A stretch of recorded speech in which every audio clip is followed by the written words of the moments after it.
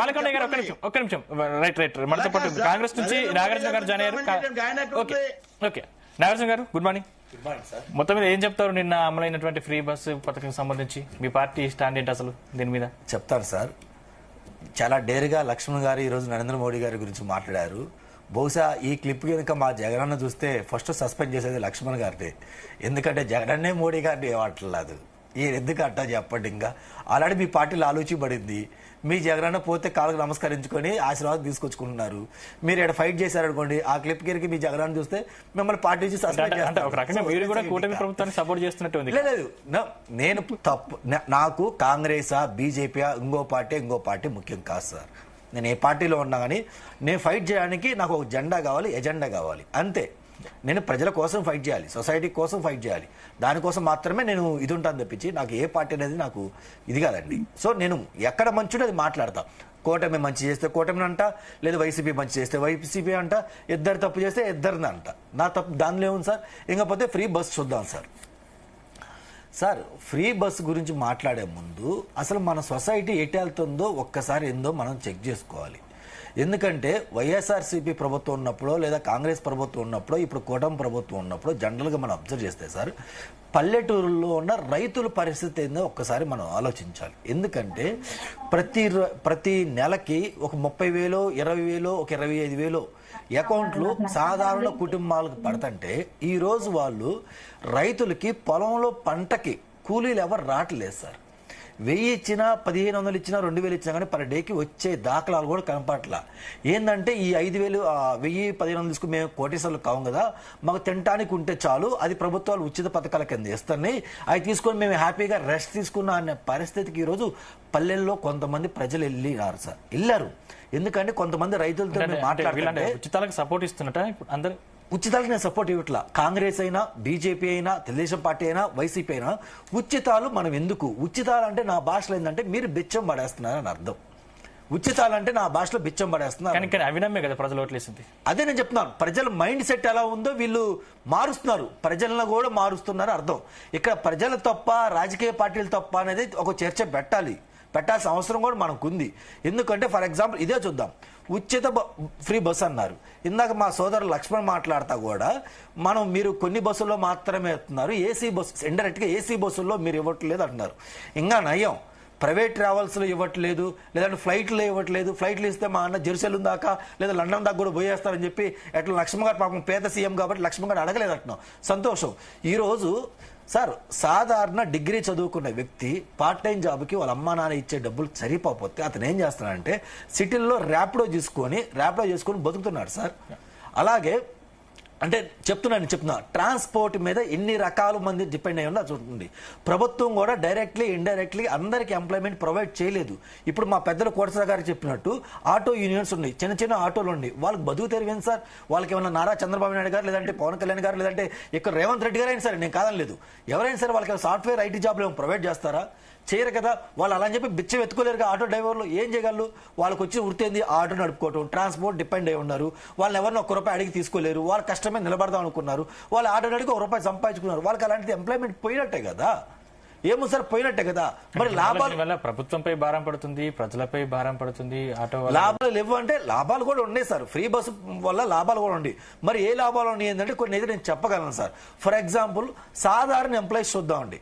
Like ఒక 12,000, 18,000, 12,000, 15,000, లేదంటే security గార్డ్స్కి ఎవరైతే పనిచేస్తున్నారో ఇలా సన్నకారు ఎంప్లాయీస్ ఎవరైతే ఉన్నారో వాళ్ళకేందంటే డైలీ ట్రాన్స్పోర్ట్కే పర్ మంత్ వచ్చి యావరేజ్గా 3,000, 4,000 పోతుంది. అంటే వాళ్ళకి శాలరీయే 15,000 ఇస్తే 3-4,000 అంటే దాదాపు వాళ్ళ ఇంటికి టేక్ హోమ్ వచ్చేసి మహా అయితే అంత సార్ 10,000, 11,000. ఆ 10,000, 11,000 వాళ్ళు ఈ రోజు రెంట్ చూస్తే సింగిల్ బెడ్రూమే 11,000 ఉంది సార్ హైదరాబాద్లో యావరేజ్గా. ఇంకా లేదు కొంచెం తక్కువ చూస్తే 8,000 ఉంది. ఎక్కడ కట్టుకోవాలి, ఎక్కడ బతకలేండి. అలాంటి వాళ్ళకి పడుతున్నందుకు వీళ్ళు ఎవరైతే ప్రభుత్వం ఇచ్చిన ఏదైతే ఉందో అంతవరకు ఓకే హెల్ప్ఫుల్ అయింది, నేను కాదంట్లా. మరి రిమైనింగ్ దానివల్ల చాలా మందికి ఎంప్లాయ్మెంట్ మిస్ అవుతుంది కదా. వాళ్ళ పరిస్థితి ఏంటి? వాళ్ళు ఏం చేయాలి? ఎందుకంటే ప్రభుత్వాలు కానీ పార్టీలకు అతీతంగా మనం ఏం చేయాలంటే పని చేసుకునే తత్వాన్ని కల్పించాలి. ఎందుకంటే జపాన్లో ఇంకో కంట్రీ చూస్తే వాళ్ళు సరిగా నిద్రపోరు సార్. చైనా చూడండి ఎందుకు అంత ఫాస్ట్గా అడ్వాన్స్ అవుతుందంటే, అంటే నేను కాంగ్రెస్ కాబట్టి చైనా పౌరుతున్నట్టు కాదు బాలకోటే గారు, ఉన్న సిచ్యువేషన్ నేను చెప్తున్నాను. సో చైనా పరిస్థితి వాళ్ళు ఎప్పుడు కష్టపడదాం అని ఉంటారు. ఫ్రీలో జనరల్గా ఫ్రీ అని యాక్సెప్ట్ చేయరు. మన రాజకీయ నాయకులు కూడా మనం ఆ ధోరణిలోకి మనం తీసుకెళ్లాల్సింది పోయి మనం ఈరోజు ఫ్రీ అంటే వెళ్తుంటే సమాజం ఎటు వెళ్తుంది? ఈరోజు దీనివల్ల చాలా మందికి మీరు అన్నట్టే ప్రభుత్వంలో లాస్లు వస్తాయి.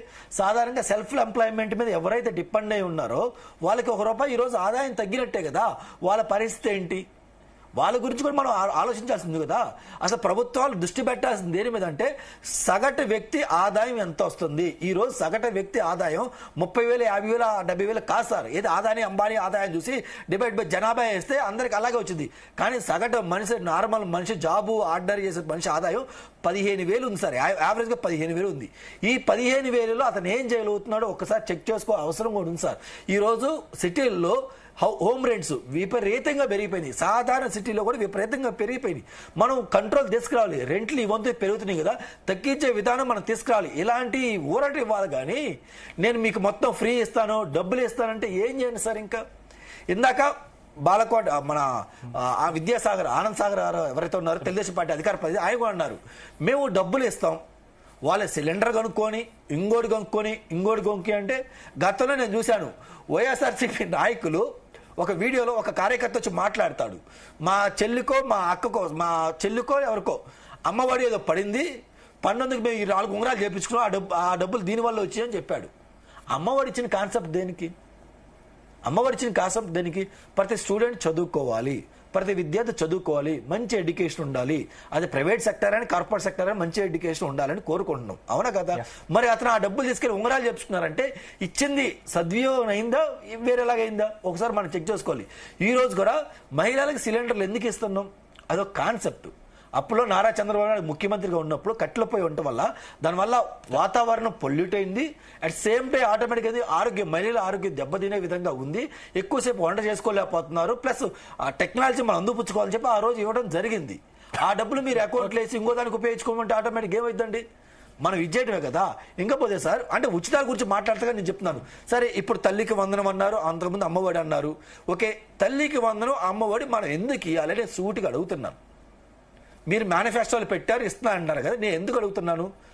మీరు ప్రభుత్వ పాఠశాలలు ఏదైతే ఉన్నాయో అవి సక్రమంగా నడిపితే, ఇన్ఫ్రాస్ట్రక్చర్ ప్రొవైడ్ చేస్తే వాళ్ళు స్కూల్కి వెళ్తారు కదా, కాలేజీలకు వెళ్తారు కదా, చదువుకుంటారు కదా. ఈ అమ్మఒడి నానబుడ్లు దేనికి? ఇంకా ఈ డబ్బు దేనికి? కార్పొరేట్ లైన్ మీరు చదువుకోండి మేము డబ్బులు ఇస్తామంటారు కదా మీరు. నేను అడుగుతున్నాను అవసరం ఏంది? ఒక స్టూడెంట్ ఈరోజు పుస్తకాల దగ్గర నుంచి ప్రభుత్వమే ప్రొవైడ్ చేస్తుంది, వేసుకునే డ్రెస్సు ప్రొవైడ్ చేస్తుంది, మధ్యలో వస్తే భోజనం కూడా ప్రభుత్వమే ప్రొవైడ్ చేస్తుంది, మంచి టీచర్లు, మంచి ఫెసిలిటీ అన్నీ ఇవ్వండి. ఇంకా ఆ డబ్బు మొత్తం తీసుకొని మీరు ఇన్ఫ్రాస్ట్రక్చర్ తయారు చేయండి. నెక్స్ట్ జనరేషన్కి బెస్ట్ స్కూల్స్ కాలేజెస్ ఇవ్వండి. ఎలాగైతే జపాన్లో ఇంకోటి ఎడ్యుకేషన్ అంత స్ట్రాంగ్గా ఉందో, ఈ అమ్మఒడి, నానబుడ్డి, తల్లికి వందనం ఏదైతే డబ్బులు ఉన్నాయో ఈ డబ్బులు మొత్తం తీసుకెళ్లి ఇన్ఫ్రాస్ట్రక్చర్ ప్రొవైడ్ చేస్తే అది నెక్స్ట్ జనరేషన్కి ఉపయోగపడింది కదా. అంటే నేను ఏ పార్టీని కించపరచట్లేదండి. అలాగని మీరు మేనిఫెస్టో ఇచ్చారు కాబట్టి రేపు ఇంప్లిమెంట్ చేయబట్టి మేము క్వశ్చన్ చేస్తాం. కానీ ఇంప్లిమెంట్ చేస్తే మేనిఫెస్టోలు తయారు చేసేటప్పుడు మనం ఇంకా ఏం చేయాలి? ఇలా ఫ్రీ బస్సులు, ఫ్రీ పథకాలు మీరు ఇచ్చుకుంటా పోతున్నారు. మేము రేపు వచ్చి ₹1 ఎక్కువ ఇస్తాం, మీరు ₹10 ఇస్తారు, మేము వచ్చి ₹100 ఇస్తాం, వైసీపీ వచ్చి ₹1000 ఇస్తుంది. ఇంకా దీనికి ఫుల్ స్టాప్ ఎప్పుడు పెట్టాలని చెప్పి నేను ఈ సభ కోరుతున్నాను సార్. లక్ష్మణ్ గారు. సందీప్ గారు నాగార్జున యాదవ్ గారిని